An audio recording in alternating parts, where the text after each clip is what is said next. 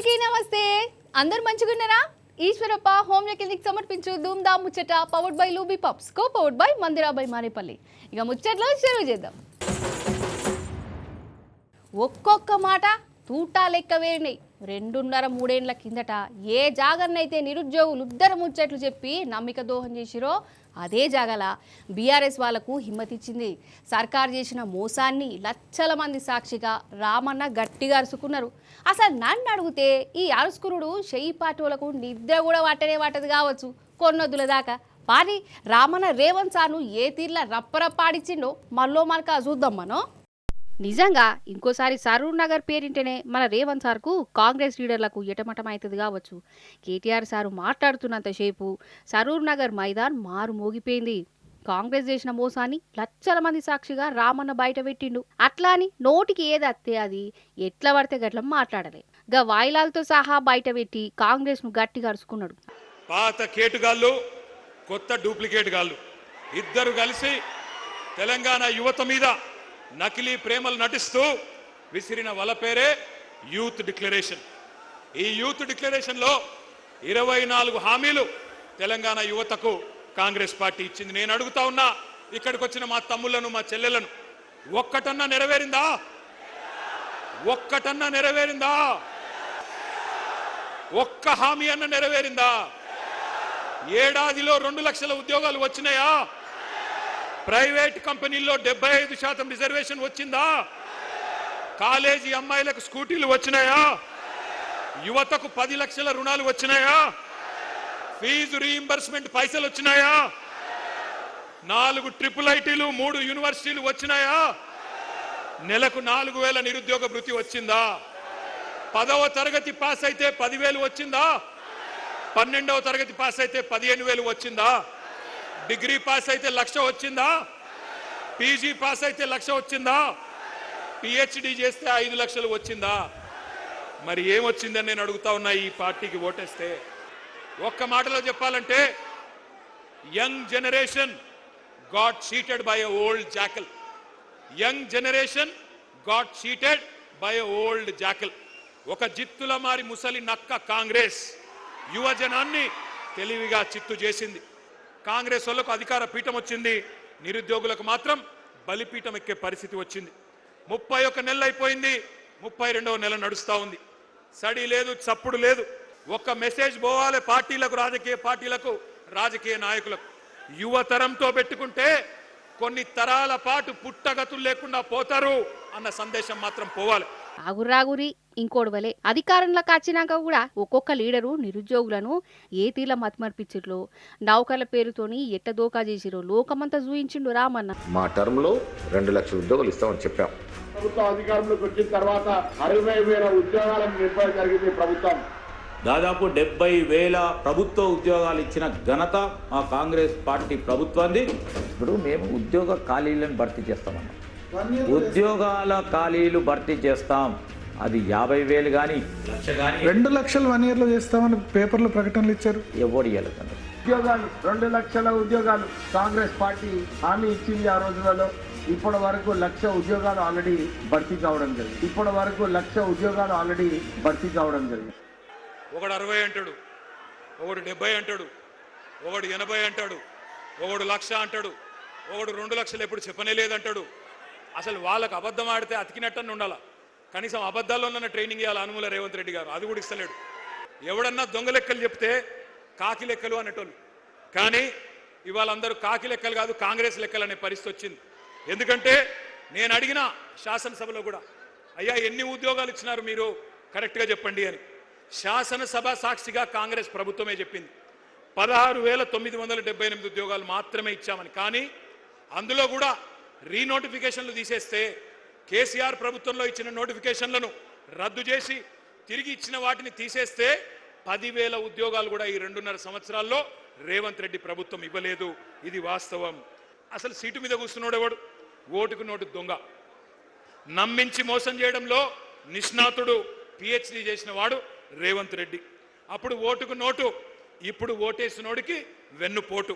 గోల్మాల్ తిప్పి పోలింగ్ బూత్లలో మీతో ఆ రోజు ప్రచారం చేయించుకొని ఇవాళ మీరు మాట్లాడుతుంటే బూతులు తిడతా ఉన్నాడు.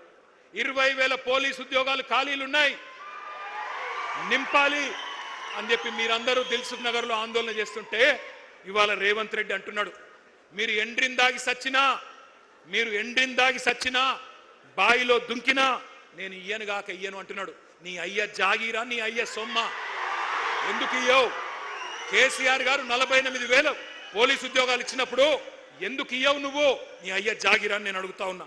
అయితే ఈ నడుమ తాపకోసారి రేవంత్ సార్ నువ్వు కాంగ్రెస్ లీడర్లు మేము మస్తు నౌకర్లు ఇచ్చినాం, 70,000 ఇచ్చినాం, 1,00,000 ఇచ్చినామని ఇట్లా చెప్పుకుంటారు కదా. ఇక వాళ్ళు ఇచ్చిన నౌకర్ల మీద రామన్న ఏమన్నాడంటే, నేను ఈరోజు ఈ సరూర్ నగర్ వేదికగా ఇన్ని వేల మంది మా తమ్ముళ్ళు చెల్లెల సాక్షిగా సవాల్ చేస్తా ఉన్నా రేవంత్ రెడ్డి, 70,000 ఉద్యోగాలు నువ్వు ఇచ్చినట్టు నోటిఫికేషన్లతో సహా నీ ప్రభుత్వమే ఇచ్చినట్టు రుజువు చేస్తే శాశ్వతంగా రాజకీయ సన్యాసం చేసి నేను పోతా, రాజకీయమే వదిలేస్తా. మీ రాహుల్ గాంధీకి అవసరమైతే జై కొడతా, నువ్వు రుజువు చేయి. 70,000 ఉద్యోగాలు నీ ప్రభుత్వం ఇచ్చినట్టు నోటిఫికేషన్లతో సహా దమ్ముంటే రుజువు చేయమని చెప్పి నేను కోరుతా ఉన్నా. ఇది సవాలంటే 2 లక్షల నౌకర్లు కూడా కాదు, కమ్సే కమ్ 70,000 నౌకర్లు వచ్చిరని రుజువు చేసిన కేటీఆర్ సారు రాజీనామా చేసి రాజకీయంలకు దూరంగా ఉంటాడట. మరి సవాల్నన్న రేవంత్ సార్ తీసుకుంటాడా? 70,000 నౌకర్లు ఇస్తే భయం ఎందుకు? రుజువు చేసుకోవచ్చు కదా. అయినా గిన్నెగనం నౌకర్లు ఇస్తే ఈ మీటింగ్లు గింతమంది నిరుద్యోగులు ఎందుకు అత్తారు? అంతే కదా.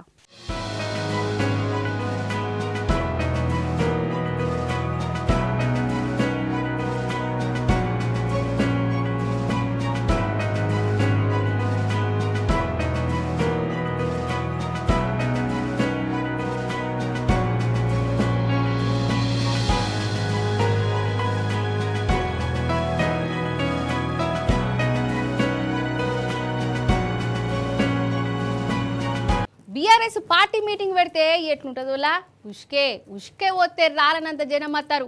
అవునా కదా? పల్లెలో పెట్టు, పట్టణంలో పెట్టు, కారు పార్టీ మీటింగ్ అంటేనే అదో జాతర లెక్క ఉంటుంది. శనివారం కూడా హైదరాబాద్ అవతల జాతరే నడిచింది. అది నిరుద్యోగుల జాతర. 100,000 కాదు, లక్షల మంది నిరుద్యోగులు ఒక్క జాగలకొచ్చి రేవంత్ సార్ మీద జంగు చేసిరు. అసలు ఆ సభ ఏమన్నా నడిచిందా? భారీ అట్లట్లా చూద్దాం. చూసిర్రా జాతర ఎట్లున్నదో. వీళ్ళందరూ నిరుద్యోగులే. పోయిన ఎలక్షన్ల ముందు కాంగ్రెస్ లీడర్ల మాటలు నమ్మి మోసపోయినోళ్లే. 2.5 ఏళ్ల కిందట 2 లక్షల ఉద్యోగాలు ఇస్తామని చెప్పి నిలువుత ధోకా చేసినందుకు కాంగ్రెస్ పార్టీకి గోరి కట్టేదందుకు వచ్చిన నిరుద్యోగులు వీళ్ళంతా. నిజం చెప్తున్నా, ఏ సభ అయినా లీడర్లు ముంగటుంటారు కానీ ఈ సభలు మాత్రం నిరుద్యోగులు ముంగటున్నారు. లీడర్లు వెనక కూసున్నారు. ఇది నిరుద్యోగులకు బీఆర్ఎస్ ఇచ్చిన ఇజ్జతి. ఇక ఈడ ఒక్కొక్క నిరుద్యోగి ఎట్లెట్లా మోసపోయింది, కాంగ్రెస్ పార్టీ ఏ తీర్ల ఆశ పుట్టించి ఆగం చేసిందో కండ్లకు కట్టినట్టు చెప్పుకున్నారు నిరుద్యోగులు. మాట తప్పిన రేవంత్ సార్ కు స్టేజ్ మీదనే వార్నింగ్లు ఇచ్చిర్రు నిరుద్యోగులు. ఆగో గీ అక్క ఏమంటుందో ఈనుర్రి. ఇక్కడే కదా యూత్ డిక్లరేషన్ ప్రకటించింది. మరి యూత్ అంతా ఇక్కడ ఉంది. నీ డిక్లరేషన్ ఎక్కడ పోయింది? రాహుల్ గాంధీ ఔర్ ఎక్ బార్ చాయ్ పియంగే ఆవజీ. ఇంకొక ఆయన ఉద్యోగాలు అడిగితే ఇండ్రిని తాగండి, మీరు సావండి, కానీ ఉద్యోగాలు పెంచవా బిడ్డ? ఎందుకు పెంచావు? నీ గల్లా బట్టి వసూలు చేసుకుంటాం. నేను కూడా నీ పాలమూరు బిడ్డనే. పాలమూరు అంటే మొత్తం నువ్వేనా? ఒక కొండారెడ్డిపల్లి ఒకటే అనుకుంటున్నావా ఏంది? ఇండ్రిని తాగాల, ఇండ్రిని డబ్బాలు ఎట్లయినా పట్టుకొచ్చి తీసుకొస్తాం, చెరో డక్కని తాగుదాం. ఎందుకంటే నేను గెలిపించిన పాపానికి ఊరూరా తిరిగి అమ్మలక్కల కాళ్ళు మొక్కి గెలిపించిన పాపానికి ఫస్ట్ డక్కన్ రేవంత్ రెడ్డి తాగాలి. ఫస్ట్ డక్కన్ రేవంత్ రెడ్డి తాగాలి, తర్వాత రాహుల్ గాంధీ తాగాలి, తర్వాత ప్రియాంక గాంధీ తాగాలి. ప్రియాంక గాంధీ కంపల్సరీ తాగాలి, మహిళగా చెప్తున్నా. రేవంత్ సార్ కాడ జవాబున్నది. అసలు పాపం మీ అన్న మాటలు రేవంత్ అన్ని నాలే. సీఎం రేవంత్ అన్న మన పని అయిపోయింది. మనము పూరీలు బజ్జీలు చేసుకోవాల్సిందే. నెక్స్ట్ 2 ఇయర్స్ తర్వాత మన పని ఏంది అనేది ఇప్పుడే డిసైడ్ చేసుకుందాం. ఎందుకంటే అయిపోయింది మన పని. గోయిందా వెంకటరమణ, గోయిందా. రేవంత్ అన్న ఇంటున్నావా? ఆగన్నా, వీళ్ళ మాటలు కూడా ఈయన ధరించేజరా. మేము అడిగింది కొలువులు, నువ్వు ఇచ్చింది కన్నీరు. మేము అడిగింది నోటిఫికేషన్, నువ్వు చూపిస్తుంది పోలీస్ స్టేషన్. మేము ఉద్దల జాతర ఆడితే గద్దెనెక్కిన మమ్మల్ని బలిపేటాన్ని చేస్తున్నావు కదా.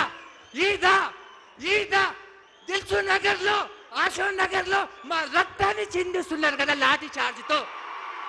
గుర్తు పెట్టుకో రేవంత్ రెడ్డి సార్, ఇక్కడ వచ్చిన నిరుద్యోగులు ఒక్కొక్కరు సైనికుల కదిలి నీ పీటని కూలతోయపోతే అప్పుడు నన్ను అడుగు. ఇది రాష్ట్రంలో ఉన్న ప్రతి నిరుద్యోగి మనసులు ఉన్నమాట. అంతే కదనులా. కానీ ఈ మీటింగు ఏమన్నా నడిచిందా?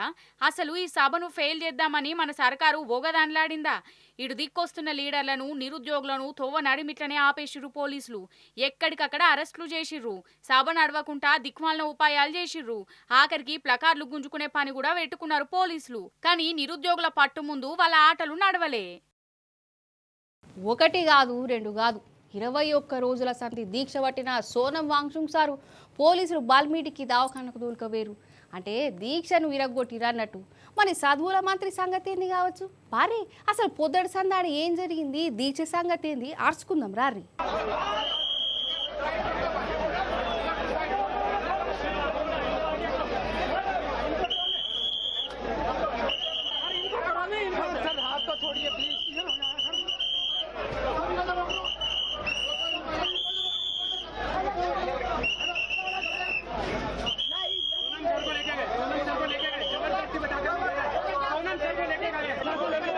వాళ్ళు పోలీసులే సోనం వాంగ్చుక్ సార్ను ఎత్తుకుపోయారు. గదనోలా సార్ ఇంకా దీక్ష చేస్తే పానాలకు ఏమవుతుంది అన్నారు కదా. అందుకే పోలీసులు మారువేషాలు కట్టి చుప్చాపుగా జంతర్ మంతర్ కాడికొచ్చి ఇగో గిట్లా తీసుకుపోయారు. వాంగ్చుక్ సార్కి ఇప్పుడు దవాఖానలో ట్రీట్మెంట్ నడుస్తుందట.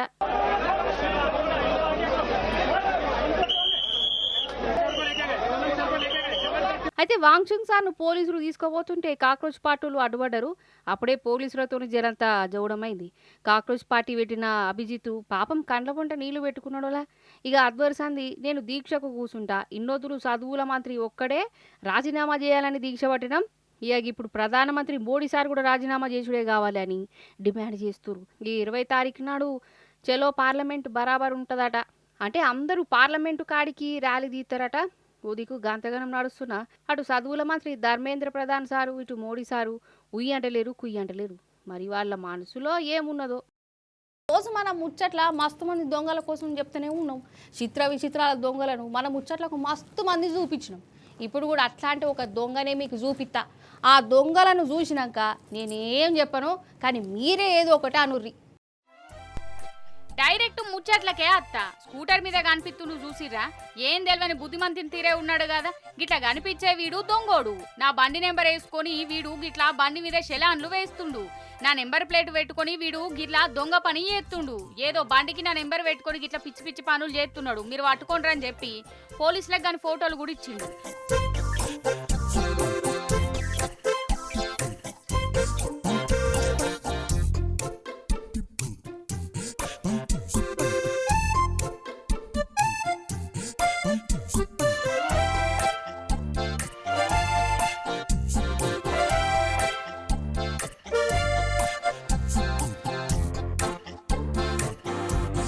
ఇంకో దొంగని చూపెట్టాలి. ఉత్తరప్రదేశ్ లో ఉన్న బదాయూన్ సర్కార్ దవాఖాన్లా సప్పుడు చేయకుండా వచ్చి పడుకున్న పేషెంట్ల దగ్గరికి వెళ్ళి ఏం తెలియనట్టు సెల్ ఫోన్లు ఎట్లా దొంగతనం చేస్తున్నాడో చూడుర్రి.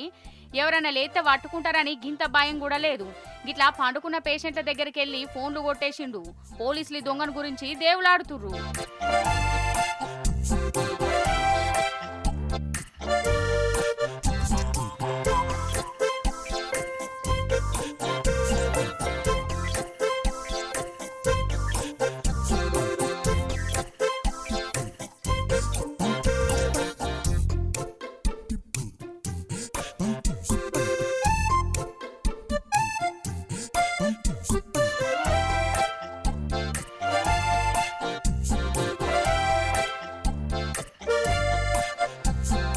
నిజంగా దొంగలలా బీహార్ దొంగలే వేరు.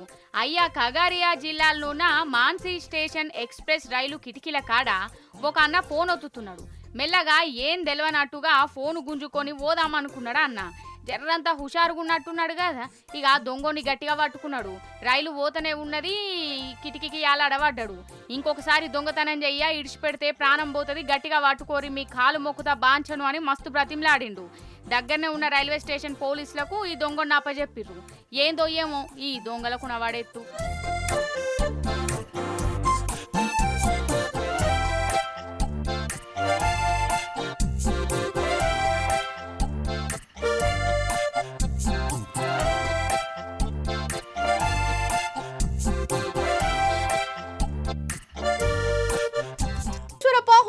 మీకు సమర్పించు ధూమ్ ధామ్ ముచ్చట powered by Lubi pumps co powered by మందురాబాయ్ మానేపల్లి. చూసిరు కదా గిరికి వాటి ముచ్చట్లు మళ్ళీ చెప్పారి మంచి మంచి ముచ్చట్లను పట్టుకొనేస్తా ఉంటా మరి.